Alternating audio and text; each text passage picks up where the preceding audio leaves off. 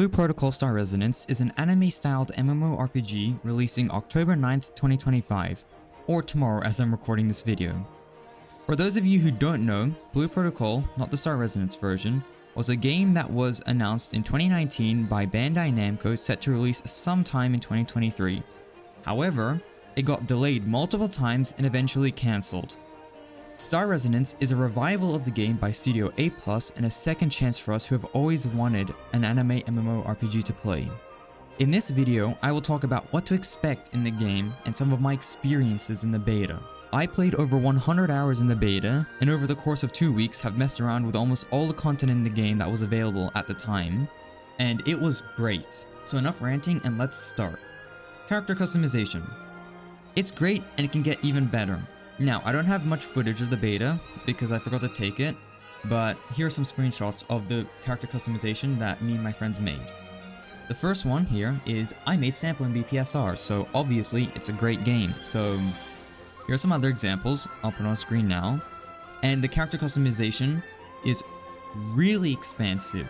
There's a lot of customization for every part of the character. You can combine front and back pieces of hair together. You can color everything differently. There's many eye shapes, eyelashes, the actual shape of your eye, the irises.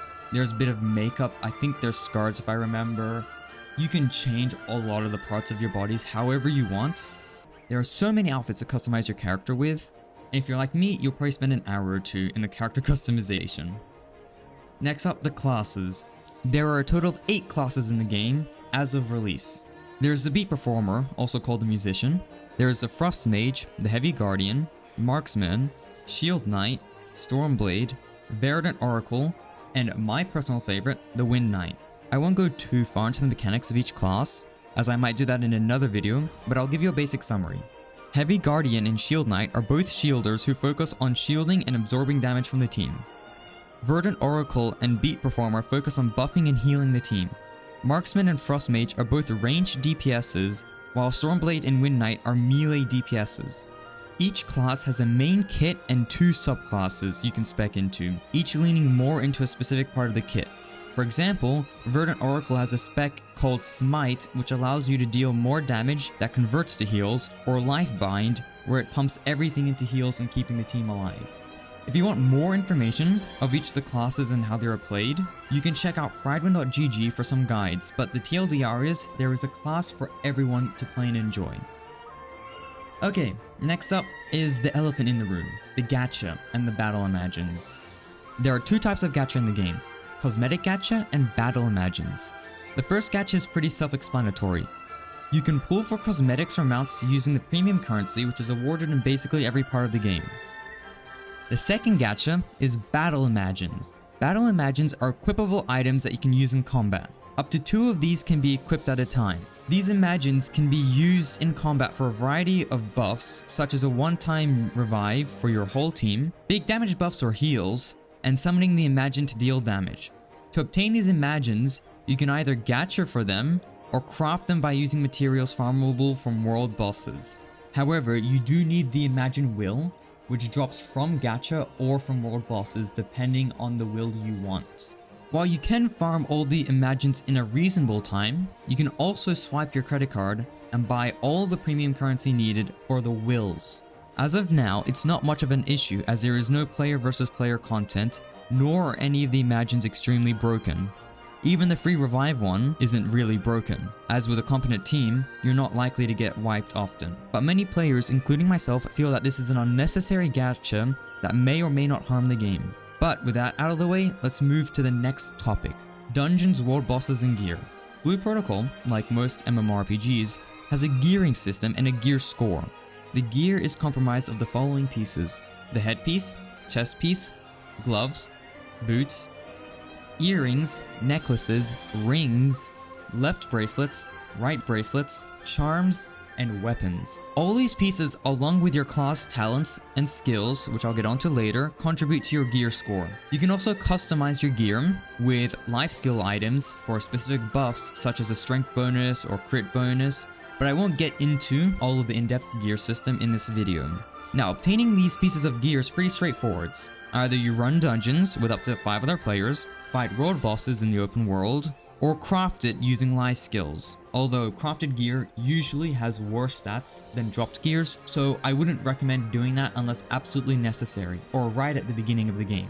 Focusing on dungeons, or Chaotic Realm as it was called, there are many different types of dungeons that will slowly unlock themselves as time passes. Each dungeon drops 2 specific pieces of gear plus a weapon, with the weapon having a much lower drop rate. These dungeons can be challenged by up to 6 people and are comprised of a few rooms filled with normal enemies and a final boss with a few mechanics to play around.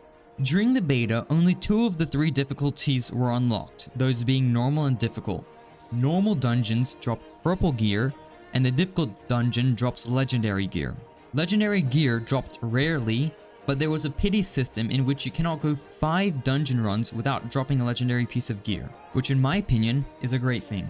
Now, if you are struggling to drop the piece you want, or struggling to clear the difficult dungeon for legendary gear, there is another way to drop legendary gear. You can spawn a special boss in the middle of your dungeon run called Bane, where if you defeat this boss, you can claim its reward, and at the end of the run, you will be rewarded a special box. In this box, you can choose between 3 options. 2 of the options are choosing a specific gear piece that dungeon drops, and the 3rd option is randomly obtaining a piece of gear that you can drop from that dungeon, which includes, rarely, the weapon. You can claim this box up to 5 times a week, but you can run the dungeons as many times per week you want, with a limitation that you can only drop 60 reforged stones per week, which is used to enhance your gear, but I won't get into that in this video. This is merely a basic overview. Another way to get gear is world bosses. World bosses can be killed by anyone on your server, or as the game calls it, the line, and spawn at specific times. The world bosses follow similar drop rules as dungeons, as each boss drops 2 specific pieces of gear, plus the weapon, at a very low drop rate. You can run these bosses as many times as you want per day. However, the bosses spawn at specific times. Some of the bosses will spawn exactly on the hour, and some bosses will spawn at exactly the half hour of every hour. Now, since these bosses happen in the open world, you can revive fellow players in the world, meaning technically, it is possible to run higher level bosses with a large group to get better gear quicker, but those who played in the beta should remember the Muku Chief cheese and the horrors of Tempest Ogre and Iron Lag. The 3rd way to get gear, which I explained a bit earlier, is to craft it with life skill items or to exchange at shops. But these pieces of gear have restrictions on them, like 1 less substat line than dropped gear. So it's not very recommended unless you're right at the beginning of the game and you want to buy yourself a full set of purple. Now, life skills. There are 6 crafting skills and 3 gathering skills. The 6 crafting skills are smelting, culinary, gem crafting, weaving, artisanry, and alchemy, while the 3 gathering skills are mineralogy, botany, and gemology. I won't get into each life skill, as there are probably better guides out there, such as Pridewind. I will forever glaze Pridewind, but I'll explain the basic premise of each system. Life skills will provide most of the items that you will need to progress your character, such as gear upgrading items, special foods that give better gear drop rates or double drops. But unfortunately, life skills are time gated using an energy system called focus. At a specific time every day, according to the server time, you will gain 400 focus, which is a consumable resource you can spend on life skills. You can also use a fuel called Focus Potion to regain 100 focus, which you can get up to 8 of per week from the guild store. I'll talk more about guilds later. You can store up to 2,000 or 5 days worth of focus before it caps, so you are not required to log in every day to use it. There are 2 ways you can farm life skills: basic and focused.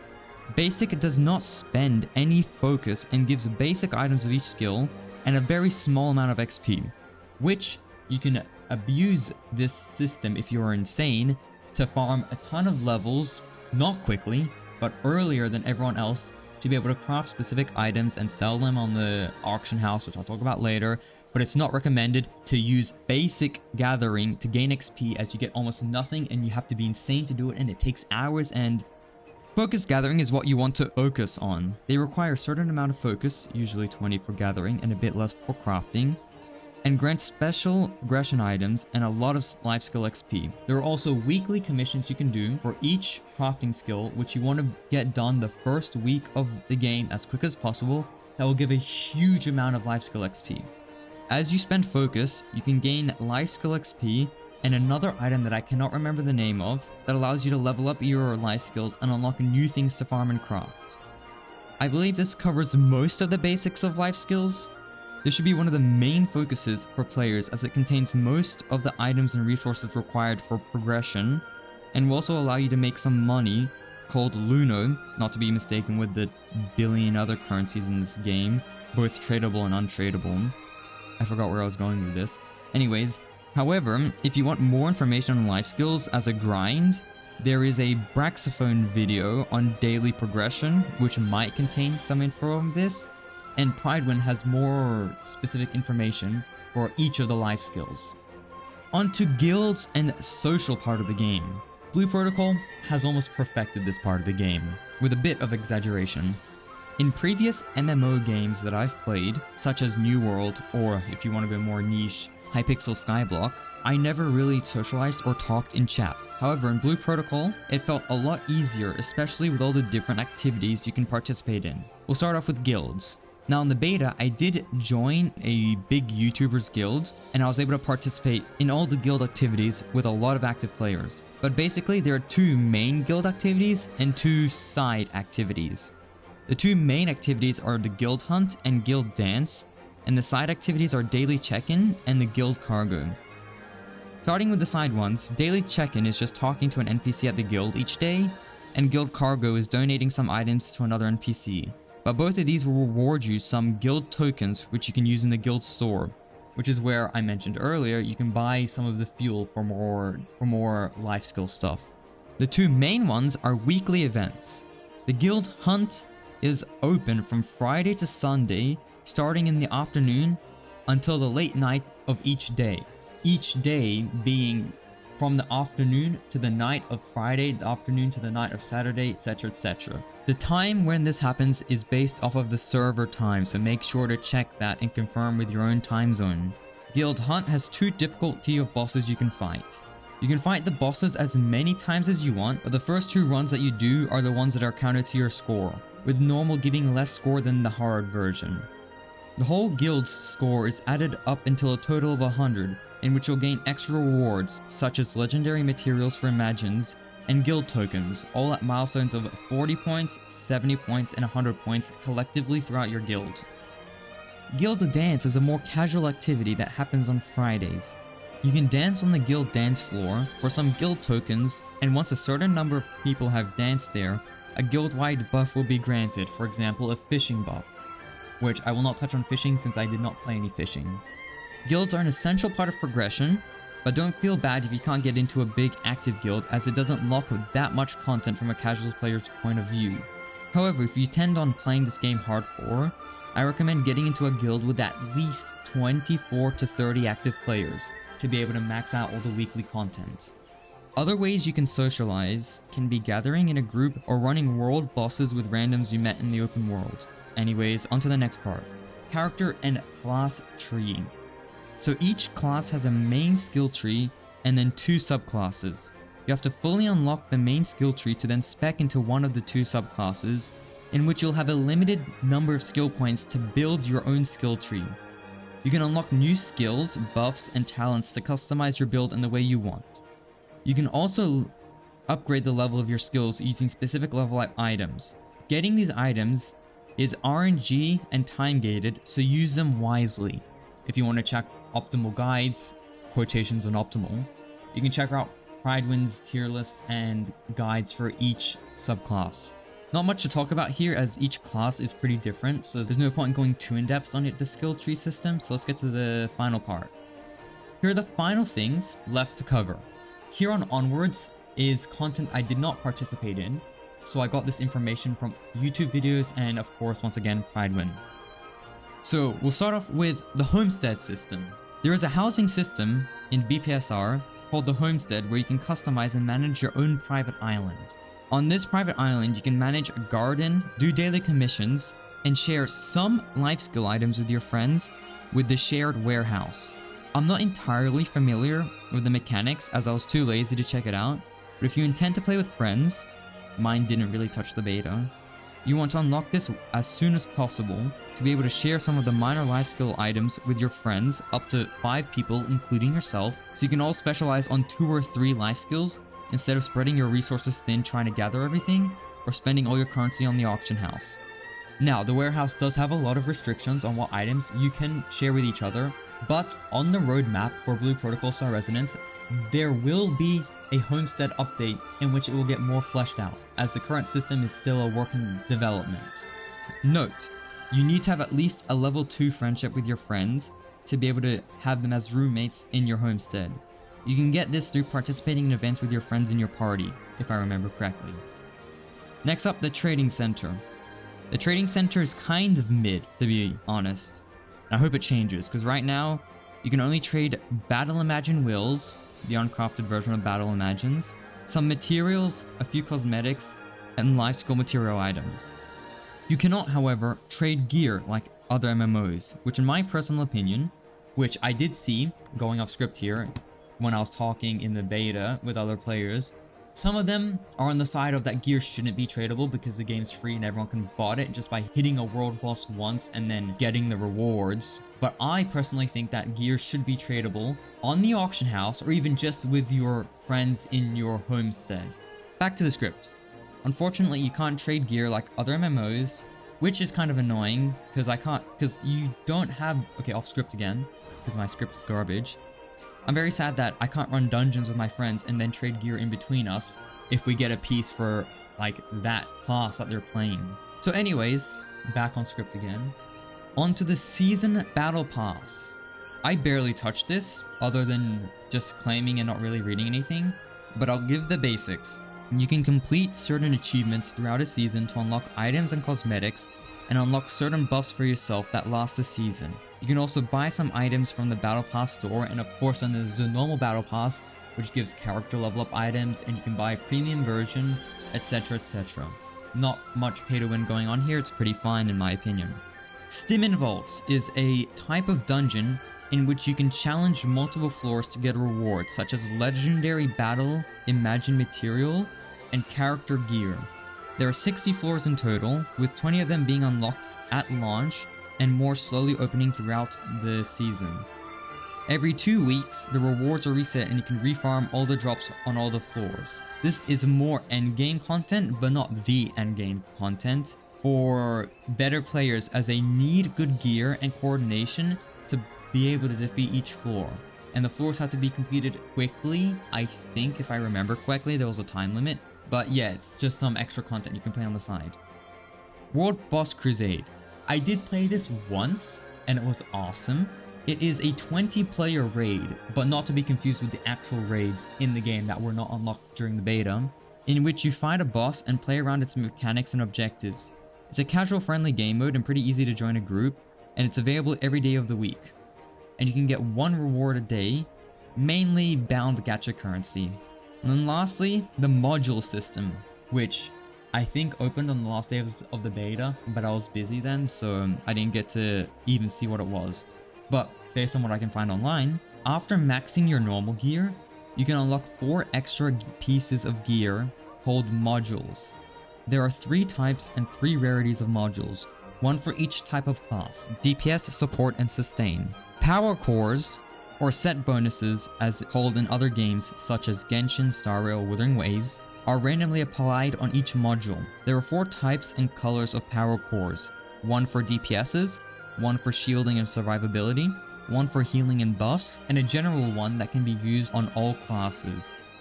Each power core will roll a value between 1 and 10, which will determine how many bonuses your characters can have and how many stats the cores can give you, or the modules can give you. For more information on this, Pridewind has a whole page, again, talking about it more in depth. And anyways, I am 99% sure that's all the basic mechanics in the game, not including daily or weekly checklists or anything too in-depth that I am not competent enough to tell everyone in a reliable manner. But it is currently 9 PM and I still have to edit this video and upload it for tonight because the game releases tomorrow and I've been procrastinating. But if you want more information, I recommend checking out prideone.gg or Braxophone's channel, as he has a lot of information on Blue Protocol and he provides it much more in depth and more professionally than I can. And yeah, this is my first time making a video like this, and with my procrastinating, deadline-fueled self, I am doing this literally the last day after cooking this idea in my head for a month and a half. Writing the script, recording the voiceover, editing the video, making the thumbnail, and uploading it took about 4 to 5 hours. So if you enjoyed it, please subscribe and hopefully I'll see you all in Regnus.